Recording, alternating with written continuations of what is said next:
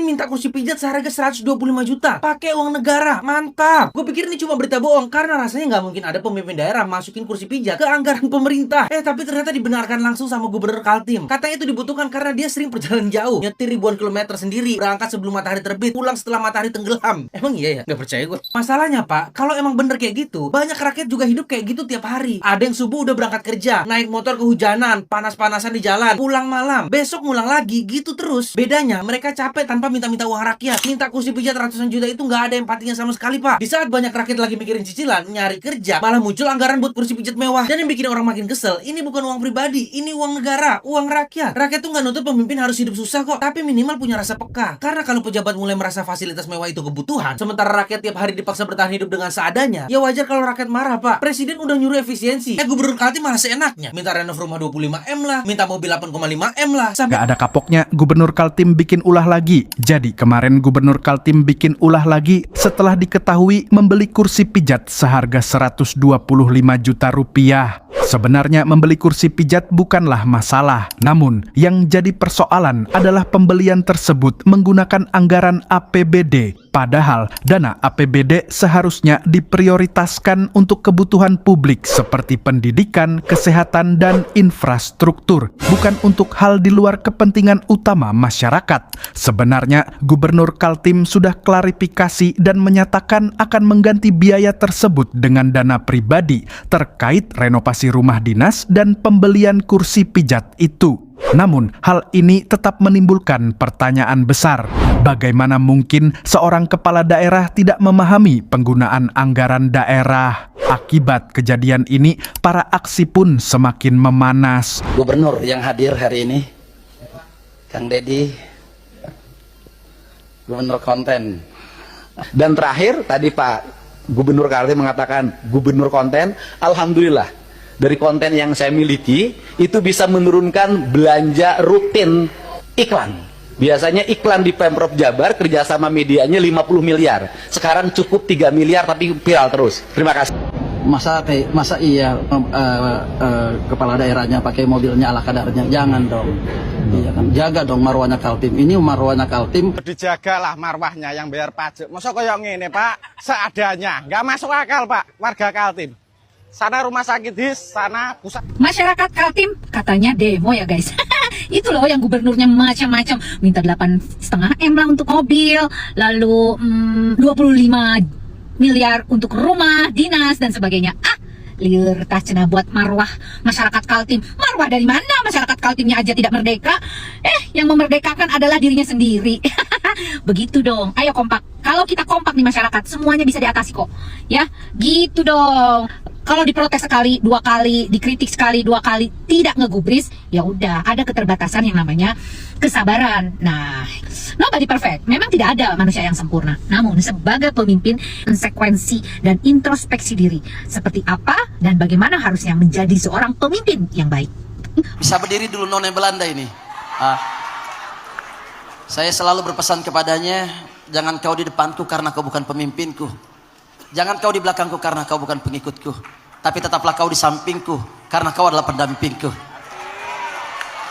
Haja Sarifah Suraida Harum, bisa berdiri dulu nona Belanda ini. Biar yang lihat Bun. Ini dia. Dan Nanti lama-lama Rudi Masud tidak hanya Rudi Masud, tapi runtuhnya dinasti Masud. Saya berkali-kali bilang bahwa pemerintahan yang bodoh itu pasti takut sama rakyat yang pintar.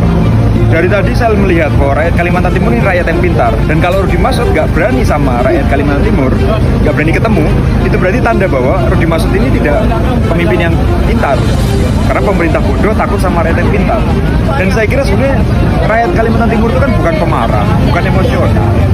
Bisa bicara sesuatu dengan objektif. Jadi kalau memang punya cukup rasa keberanian, harusnya temui saja. Dan jangan berharap kita yang datang ke sana. Wong kita ini bosnya kok. Bos itu boleh merintah buruhnya kapan saja, di mana saja. Masa buruh malah merintah bos datang ke rumahnya? Itu kan kebalik.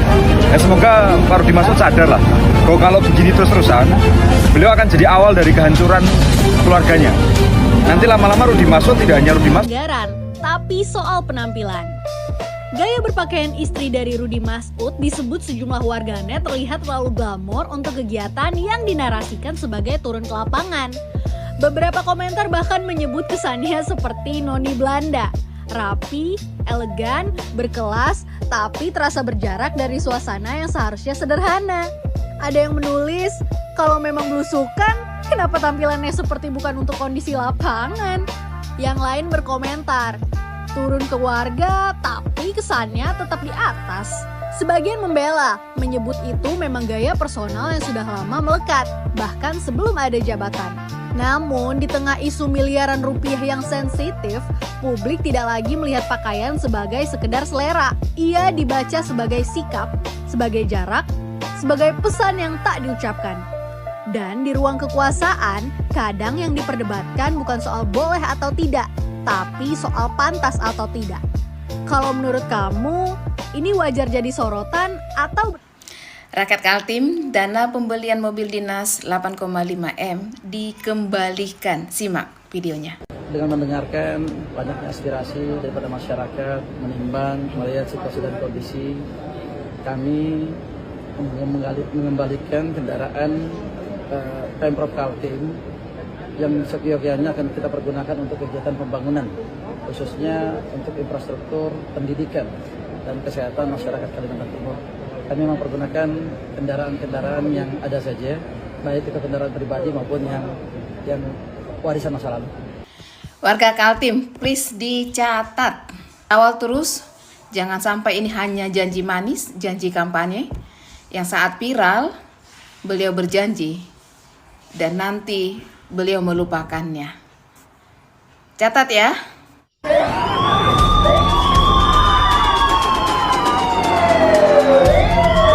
Ketika kemewahan dan kesombongan pejabat menjadi gaya hidup dan dipamerkan ke rakyat, dan rakyat menegur, tidak pernah didengar, ditambah lagi tidak peduli dengan nasib rakyat, maka rakyat punya cara lain untuk menegur para pejabat yang mengembat duit rakyat. Maka jalan adalah bahasa yang dipilih oleh rakyat, karena kadang hanya dengan jalan itulah suaranya didengar.